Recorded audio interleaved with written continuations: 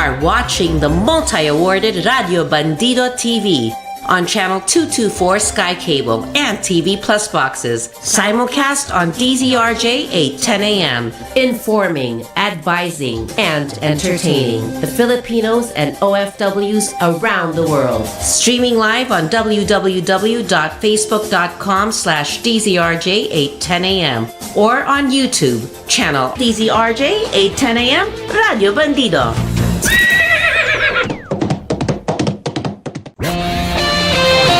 The views and comments of the hosts and guests are not necessarily those of the station.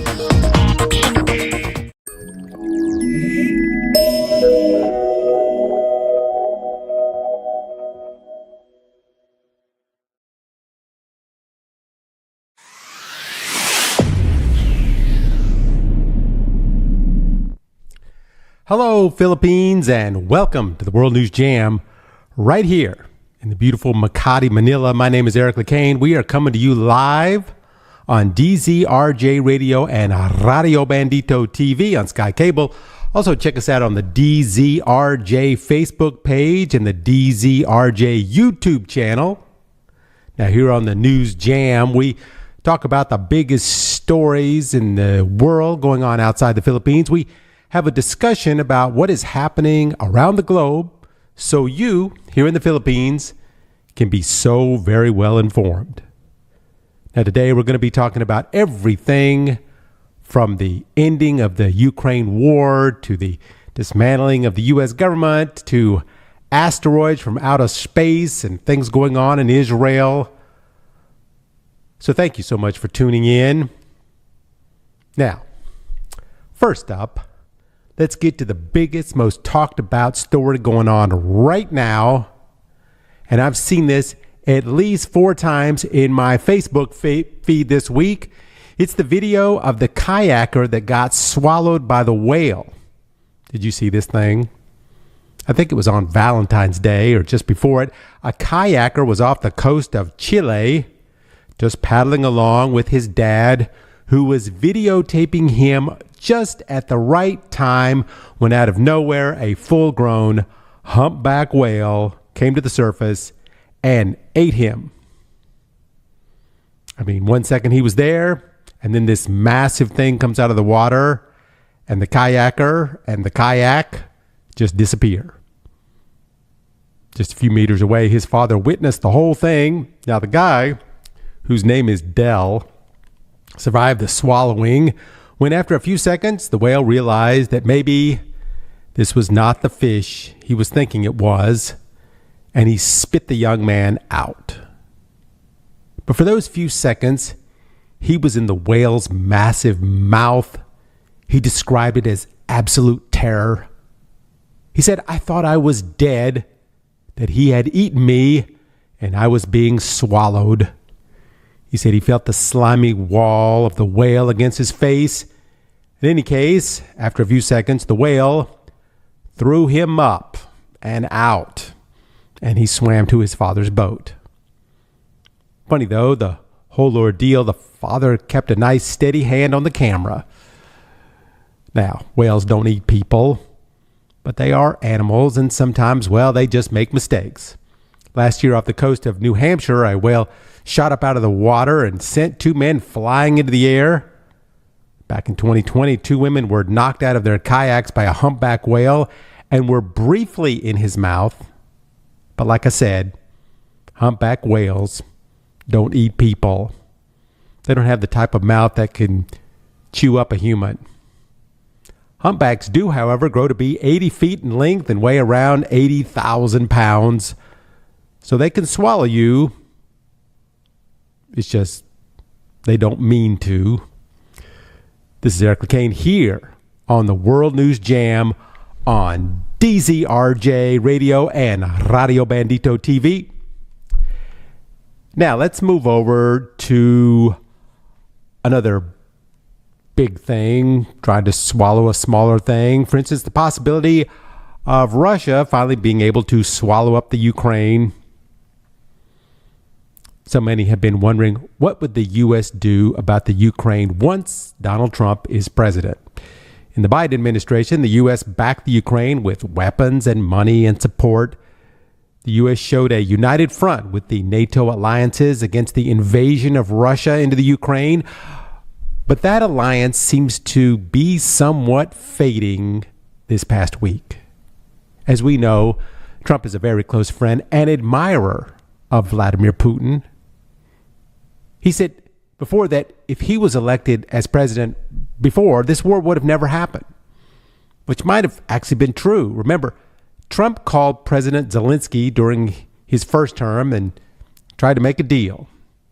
Well, it ended up getting the president impeached because Trump held up defense money to the Ukraine in exchange for saying that he was going to investigate Joe Biden for corruption with his son's dealings in the Ukraine.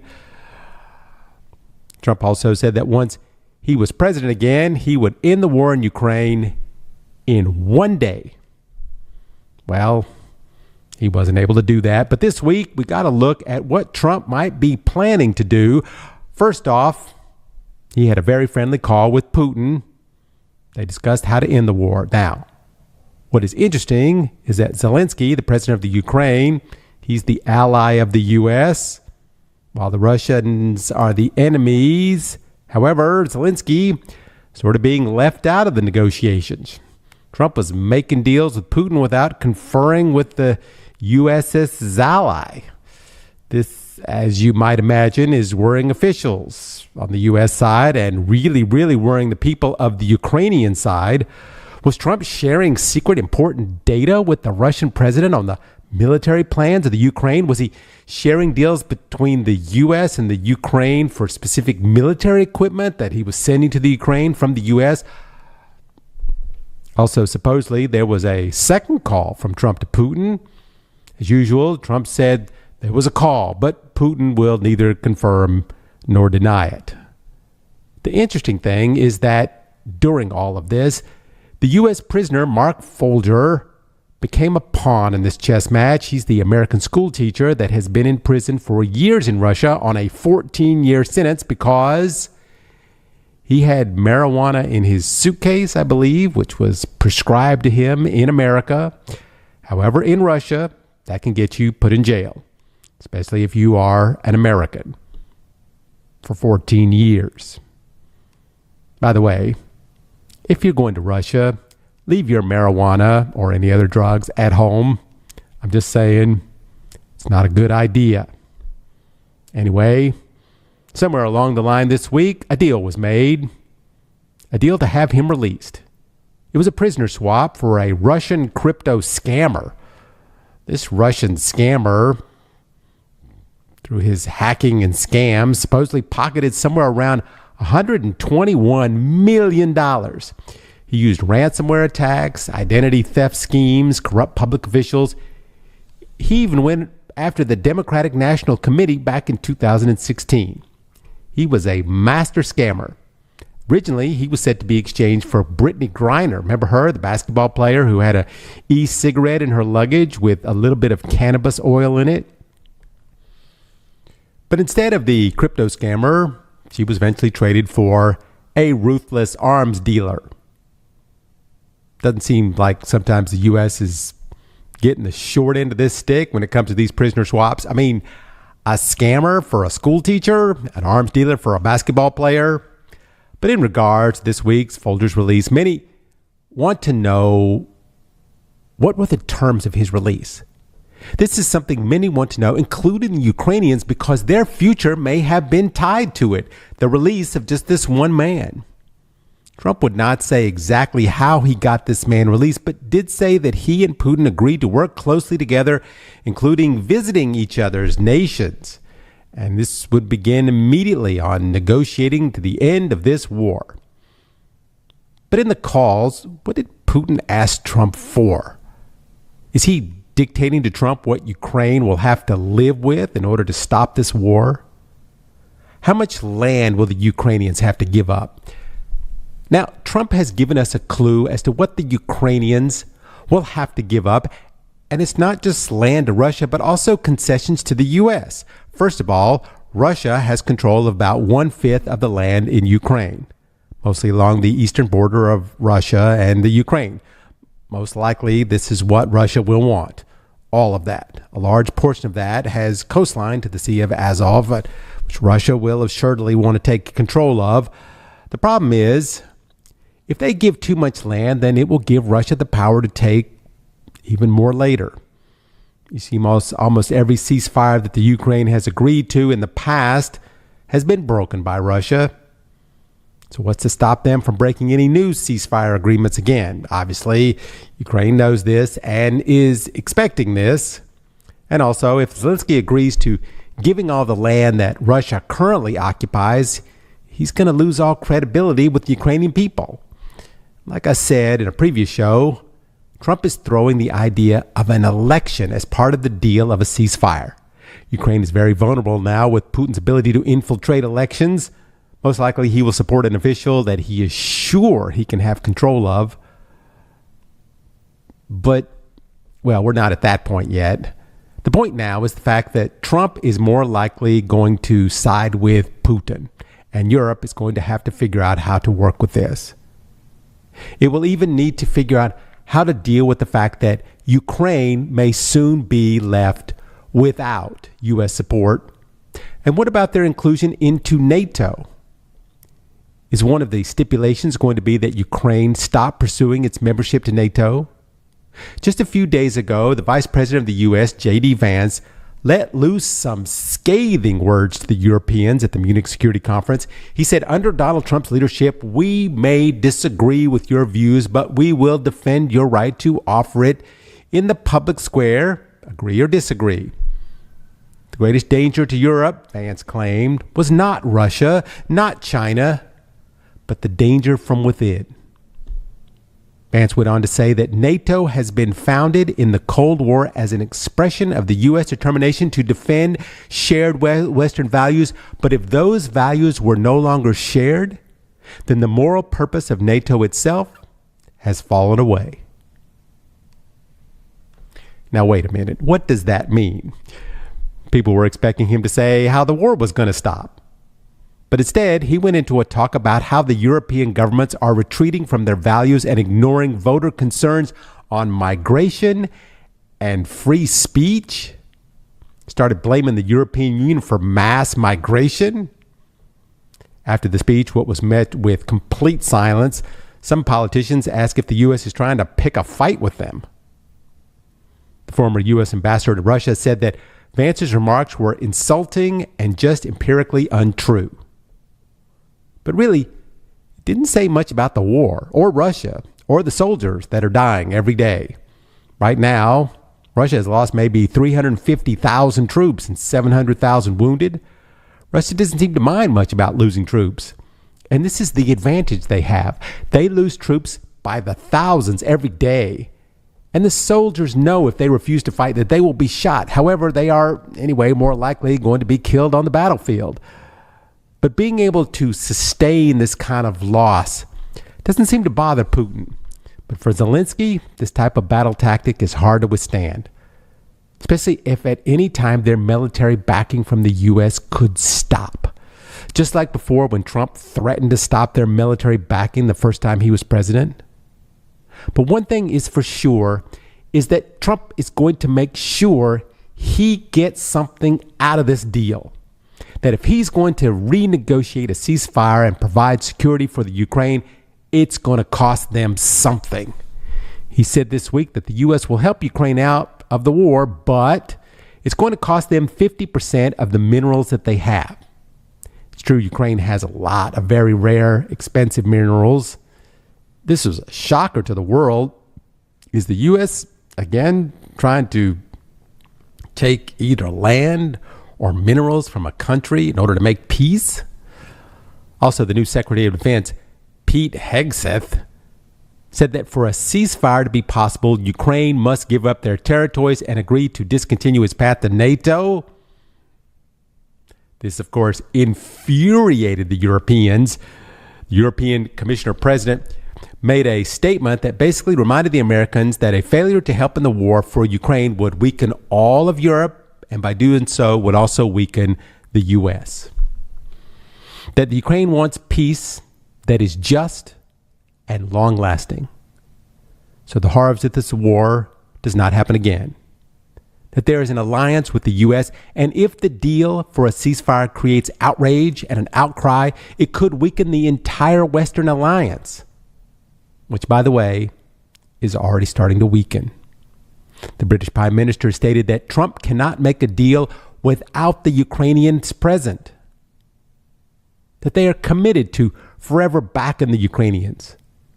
Also, the Baltic region said they are fully committed to the sovereignty and the territorial integrity of Ukraine.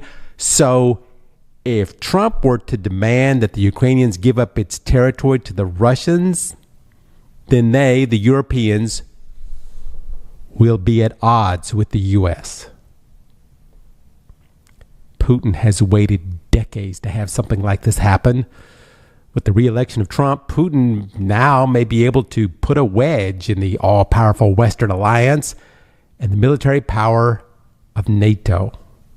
It looks as if Trump has tried to put forth an ultimatum it knows that the Ukrainians can't do, such as giving up 50% of the mineral rights to the U.S. and probably relinquishing 20% of its land to Russia. Will the rest of the world need to take sides on this? How far is Trump willing to take this? Will he risk being an enemy of the West? These are things that a few years ago we would have never guessed would happen. If push comes to shove and Russia decides to become allies with China, brings along Iran and North Korea, then Japan, the European Union, and Australia team up together, where is the U.S. going to stand? As of today, the U.S. has stated that the European Union will not participate in the negotiations with Russia. President Zelensky said this week, the old days are over when Americans supported Europe just because they always had. It is possible the U.S. would do the opposite of what it has done the past 50 years. What's going to happen to Taiwan? What's going to happen to the Philippines? Are we looking at a new world order now? There was a statement made that after this week, European leaders have gotten together and talked about the formation of a European army. What if the Europeans defy the U.S. and bring the Ukraine into the NATO alliance? Will the U.S. stand with Russia against a unified Europe? I guess the bigger question is the U.S. going to be tricked into siding with Europe only to later have its legs cut out from under it, and as China's currency becomes the new world's money? I bet you didn't see that coming. This is Eric Lecain on the World News Jam on DZRJ Radio and Radio Bandito TV. Well, in Israel this week, the ceasefire agreement is still holding, but just barely. They had the 6th prisoner exchange this past week, and let's say it was tense. 3 Israelis were released from Gaza, while 369 Palestinians were released from Israel. This included the American Israeli hostage, but it wasn't the most smooth of prisoner exchanges. The Israelis forced the Palestinians to wear those T-shirts with the Star of David on them, and it said on the front of the shirt, "We will not forget or forgive." And it was written in Arabic, so the Palestinians could definitely read it. Some wore their shirts inside out as a protest, and once they were back in Gaza, the families burned the shirts. A Hamas official said, "We condemn the occupation's crime of placing racist slogans on the backs of our heroic prisoners and treating them with cruelty and violence in a blatant violation of the humanitarian laws and norms." He went on, "In contrast to the resistance' firm commitment to moral values in treating the occupation's prisoners," basically saying, you know, we're treating your prisoners correctly, but you just can't do the same for us. Even in Israel, they condemned the forcing of the Palestinians to wear those dang T-shirts, saying it's a gross violation of the international law. Turns out the decision about the T-shirts came from an Israeli prison authority. Actually surprised a lot of people who thought that after the last prisoner exchange with the accusations of mistreatment that neither side would try such a thing to provocate the other side, but this wasn't the only testy situation that happened this week in Israel.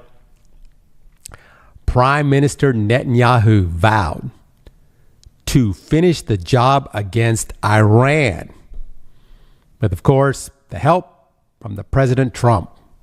He said over the last 16 months, Israel has dealt a mighty blow to Iran's terror axis. Under the strong leadership of President Trump, I have no doubt that we can and will finish the job. The new Secretary of State there, Marco Rubio, who had some choice words, saying that even though Hamas and Hezbollah and Syria have given many problems to us, Iran is the true enemy. Supposedly at some point this year, Israel will bomb Iran's nuclear test site. Now, of course, if they bomb Iran, then Iran will need to retaliate, and it may not just be a slap on the wrist like it was the last time. But Israel may be using something on a different scale to fight Iran now. A few days ago, the U.S. brought in a shipment of Mk-84 munitions bombs. Now, these are 2,000-pound bombs capable of creating a huge blast radius. It can kill people 360 meters away from the impact of the bomb and cause severe injuries up to 700 meters away.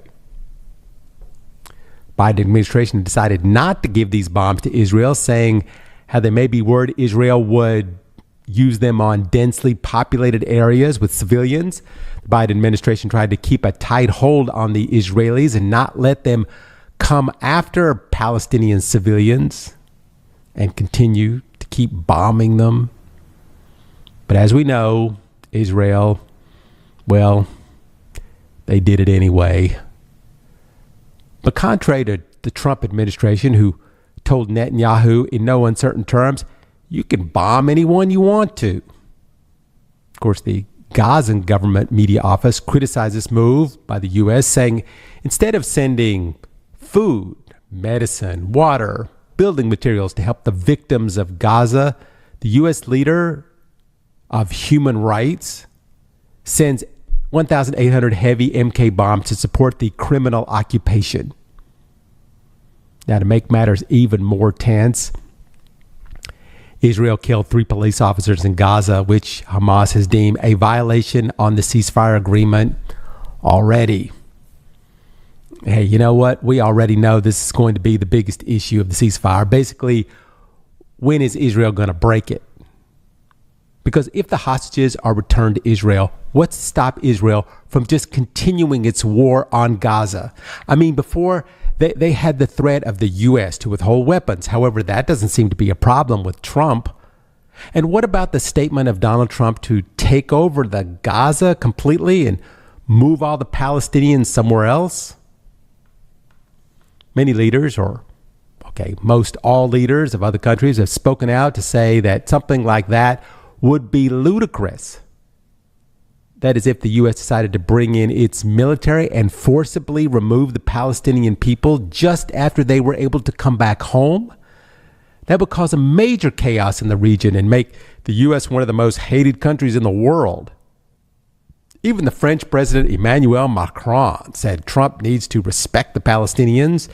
He said, you cannot just say to 2 million people, okay, now guess what? You will move. The right answer is not a real estate operation. This is a political operation. France has been very critical of Israel. They even suspended their arms exports to them. Macron, like many Europeans, doesn't agree with Netanyahu's operations against civilians. He also made several digs at Trump for saying he would take the Gaza Strip and make it a Middle East Riviera.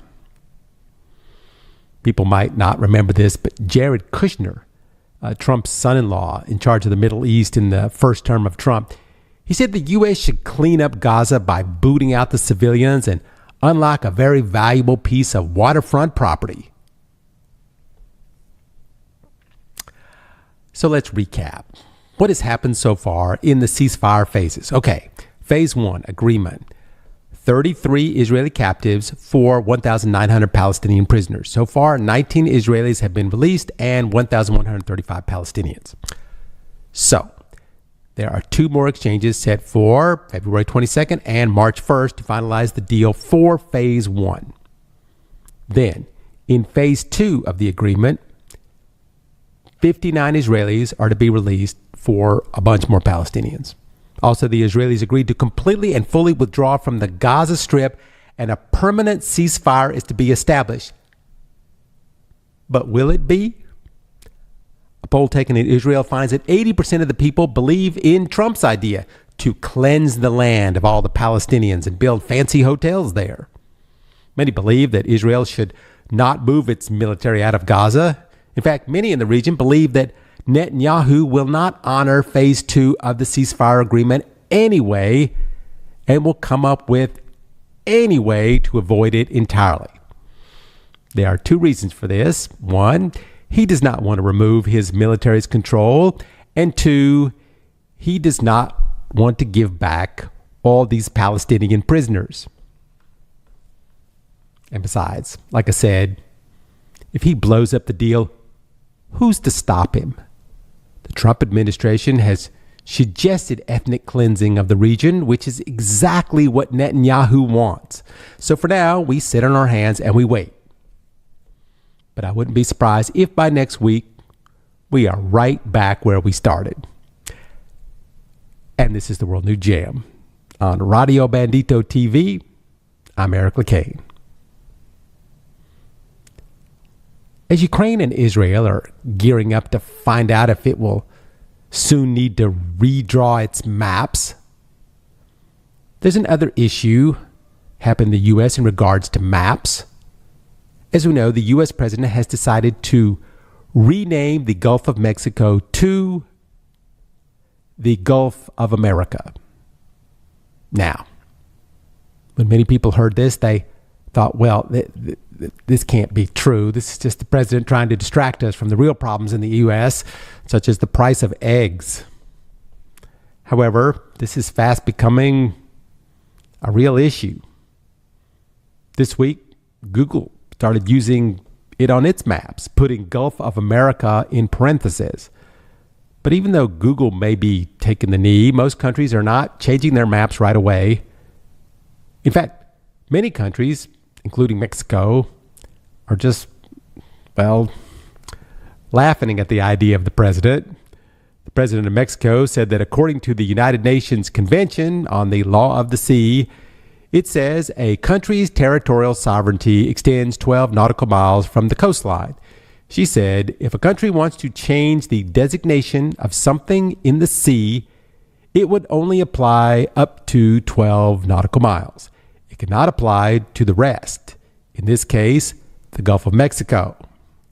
Now, as I have reported before, this is not the only place that this has had this problem. I mean, there's the Persian Gulf and the Arabian Sea. And there's also the South China Sea and the West Philippine Sea. You have to understand the issues in the names of those bodies of water has to do with laws passed over the area by the international courts. But in regards to the Gulf of Mexico, this was renamed based on a president's whim. I mean, there's never been a dispute over the Gulf of Mexico.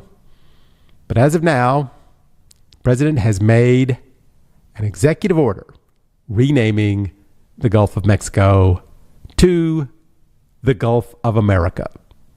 Now, just to show people how serious he is about this, he did something this week that was a little on the, paranoid side.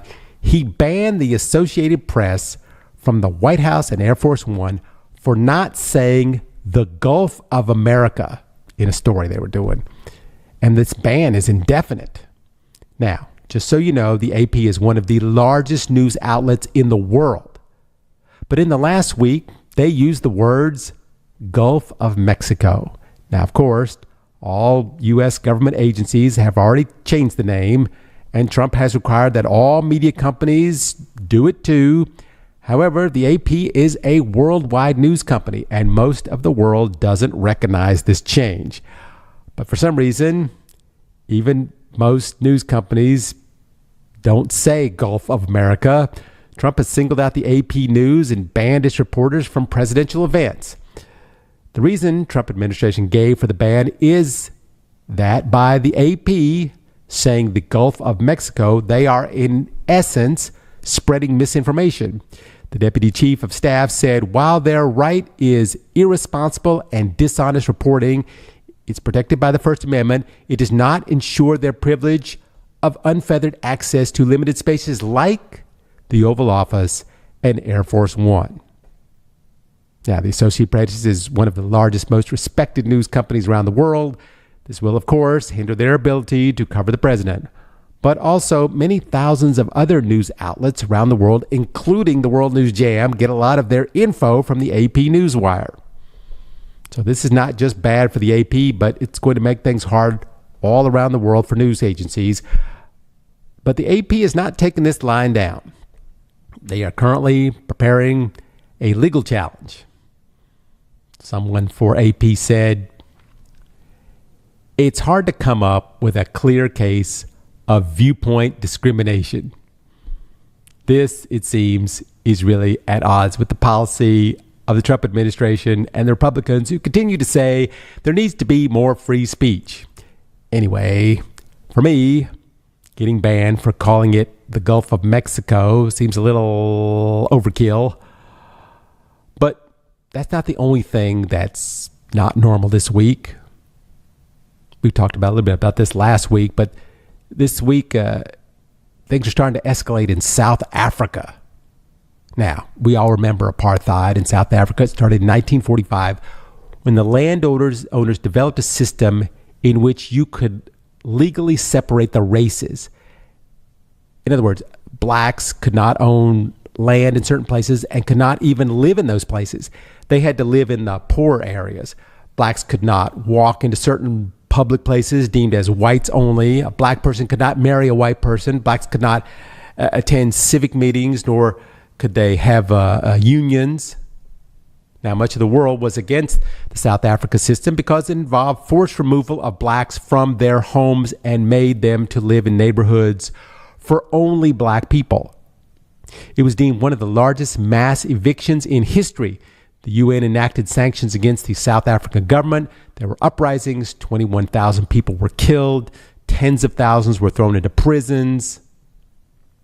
One of those people was a man named Nelson Mandela. But due to political pressure, even Mandela was released eventually, and elections were held. Of course, the larger black population won the election, with Mandela becoming the president. Now, as the first order of business, Mandela began returning the lands to the black people, which they had originally owned. Of course, many of these lands were now owned by the whites, and they had a much higher value. The lands were forcibly returned to the original black tribes. And now we jump to this week. Trump has removed all aid going to South Africa. All medical and food programs have been halted. The reason Trump gave is because of the racism against the whites, that the black government has illegally taken land from the whites. Now, the expropriated land in South Africa, according to the government, was not removed from the white owners because they are white. It was removed because the law states that they are not the legal owners. Trump has also said that white South Africans may migrate to the U.S. as refugees, which kind of goes against his current political Trump policies of trying to remove refugees from the United States. Now, the South African government has made its case based on their laws. The whites in South Africa only make up 7% of the population, so the government now evenly distributes the farmland. Much of this movement, the Trump administration, has been attributed to Elon Musk, who is a white South African. Go figure. Anyway, speaking of Elon Musk, so what has Elon Musk been up to this week? So as we know from last week, Elon has his heart set on shutting down U.S. aid. That's the part of the U.S. government that gives money out to other countries in need, such as the Philippines. He turned off the faucet to many of these programs, food programs to starving countries, crucial drug programs that keep people alive, jobs to thousands of Americans overseas just disappeared. this one agency in the U.S., it manages a $40 billion budget, simply shut down in a day. And just so you know, 40% of that $40 billion goes directly to humanitarian aid. People have already died because of the shutoff of aid, and it's predicted thousands more in the coming weeks will die. And this will mostly be babies and children. Musk has accused USAID of being a criminal organization, which it is not. Right now, there are truckloads of drugs and food just sitting in depots with nowhere to go. Some of these countries have no way to get certain life-saving drugs except through this program. There are multiple school meals in the poorest parts of Africa. They're just stopped without notice. So the kids can't go to school anymore because there's nothing to eat. The whole scene is completely chaotic. And well, just plain sad. As many are going into panic mode. The Trump administration has already told managers and officials in USAID not to speak to the media about what is happening, or you could lose any future funding. There's a school in Nepal set up for young girls to keep them from relatives trying to sell them off for child marriage and Chinese human trafficking companies. In Bangladesh, the International Center for Diarrheal Disease Research has been forced to lay off its research scientists. This is the one organization in the country that is fighting against one of the single largest killers of children in that entire region. In the country of Malawi, the entire economy of the country relies on U.S. aid to help in the farming industry. And Johannesburg has relied on AIDS drugs for 20 years from U.S. aid.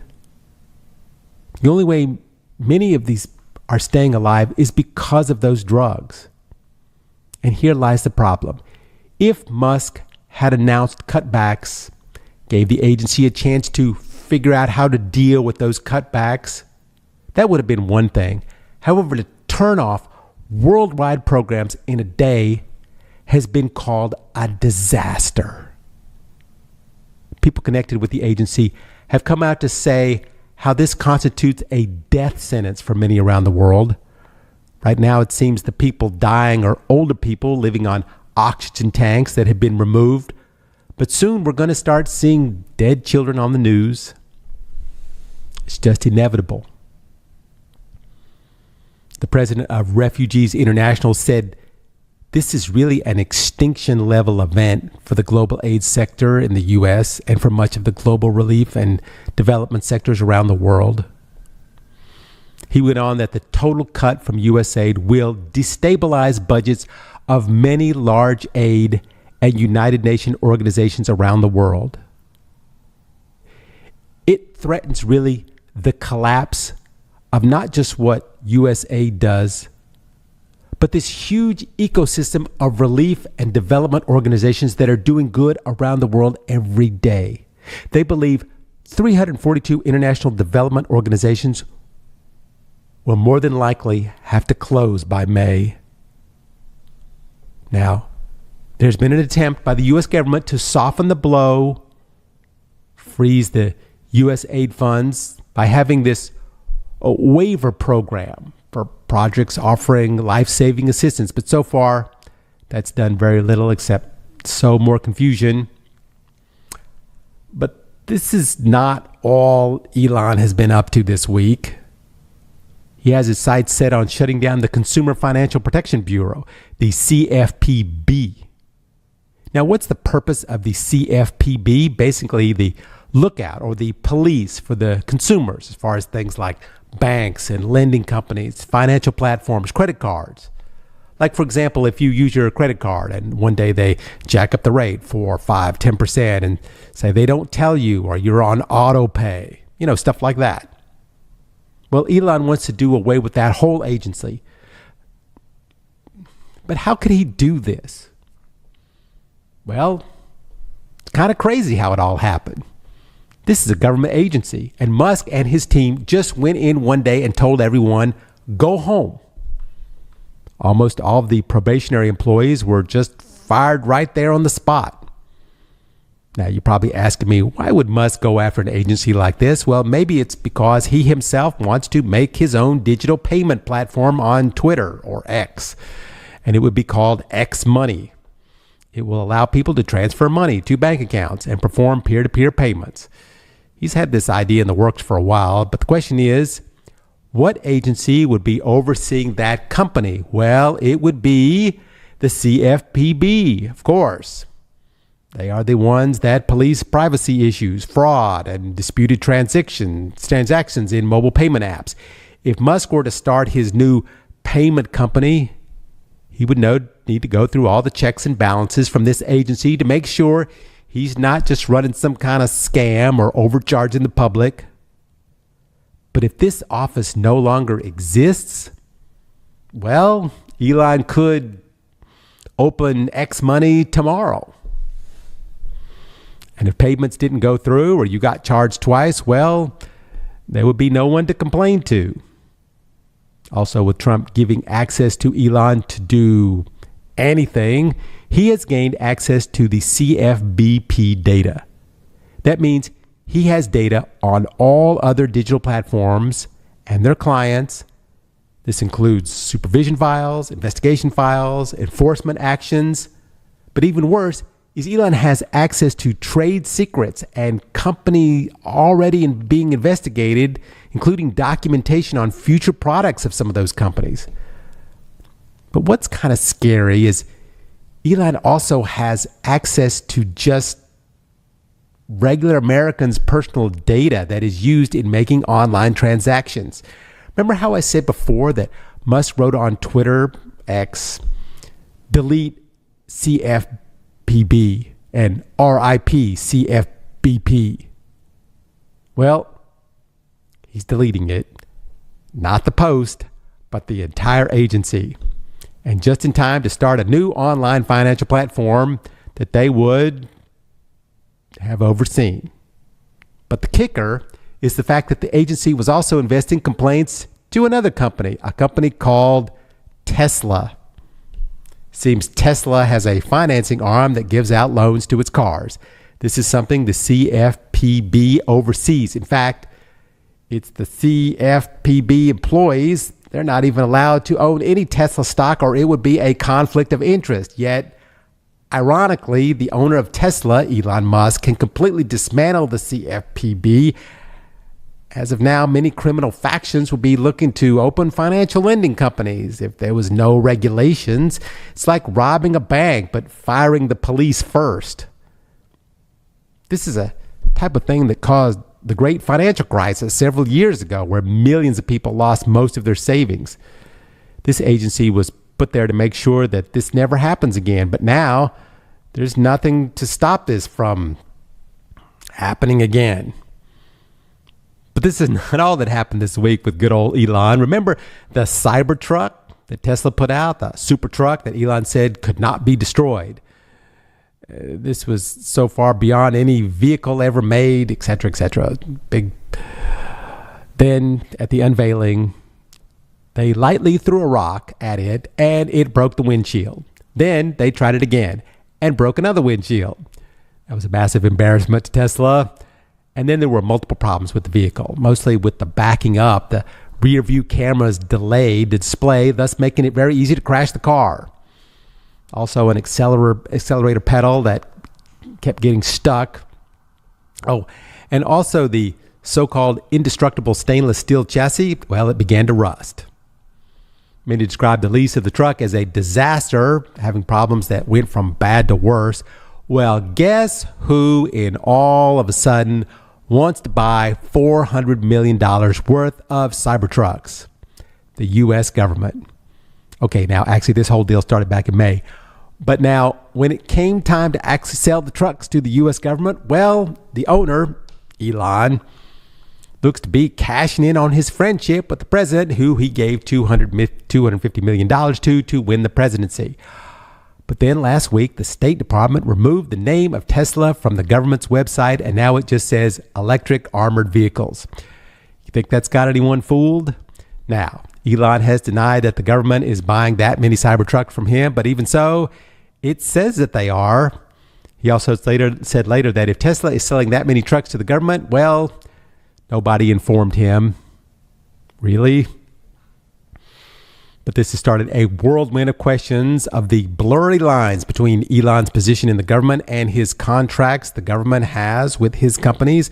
Over the last 5 years, Elon has gotten $13 billion worth of contracts from the U.S. government. Now, Trump has given Musk the ability to do anything he wants to government agencies. Basically, get rid of the ones that are in his way and get data on people such as his competitors and see what deals they have with the government and how much they get and the details of what actually their projects are. But life is not all rosy for Musk, because what he's doing before, as dismantling the U.S. government, the poll numbers for people who actually like him is hovering around the low 20s. And his company Tesla is taking a big hit. Sales are down 19% since January 31st. Many believe Elon's alliance with Trump is bringing down the sales of Tesla. And other than that, his removal of things like the Department of Education are stopping people from buying his cars. But so far, this doesn't seem to bother Elon in the slightest. He's plowing forward with his Doge demolition crew, destroying everything in its path. The question is he helping the U.S. to get rid of wasteful, or just creating a product of wasteful spending? Currently, Elon is worth near $400 billion, the richest anyone has ever been on the planet. If he spent $1 million an hour, he would die before running out of money. How much more does he need to make? Does money even matter to him anymore? Well, not as much as all the people he's currently taking it away from, and that's for sure. And this is Eric Lecain on the World News Jam, talking about stories going on around the world. Remember Agamemnon? That's that movie with Bruce Willis and Ben Affleck.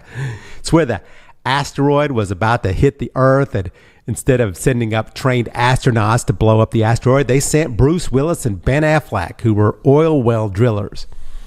They had to navigate across a ridiculously hazardous asteroid and then drill a deep hole and put a nuclear warhead in it and blow it up. Remember that line, "I will make 800 feet. I swear to God I will." And they made 800 feet. But then the remote was busted or something like that. And so Bruce Willis had to stay behind and blow it up by hand. What a hero he was. Anyway, very soon we may need Bruce Willis again. There's an asteroid out there, and it's going to be coming very, very close to Earth. In fact, there's a 2% chance that it will actually hit the Earth. Now, there is some good news, kind of. Remember that asteroid that hit the Earth 66 million years ago? Killed nearly every living creature on the planet, including the dinosaurs? Well, that asteroid was 6.2 miles wide. This new asteroid is between 40 and 90 meters wide. So basically, in order to kill an entire planet, an asteroid really needs to be at least 1 kilometer long. Now, this asteroid is not that, but could still do some very heavy damage.